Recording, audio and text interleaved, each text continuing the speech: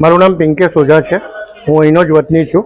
આ જે ભંડારવાળા પ્રાથમિક શાળા છે એમાં 1952માં મારા દાદાજીએ વિનામૂલ્યે 1 એકર ને 12 ગુંઠા જમીન સરકારશ્રીને દાનમાં આપેલી, પણ 2016માં પ્રોમોગેશનમાં આ જમીનનું ક્ષેત્રફળ ઓછું થઈ જતા લાગુ સર્વે નંબરવાળાઓએ કબજો કરી લીધેલો, જે બાદ કોર્ટમાં કેસ ચાલતા કોર્ટનો 1 તારીખે નિકાલ આવી જતા અમારા પક્ષે એનો નિકાલ આવતા આજ રોજ મહેરબાન કલેક્ટર વલસાડ અને ડીડીઓ સાહેબ વલસાડના માર્ગદર્શન હેઠળ અને અમારી બધાની ટીમ સાથે મળી આજે ફરી આ જમીનનો કબજો આજે અમે પરત મેળવવાની કાર્યવાહી કરેલ છે।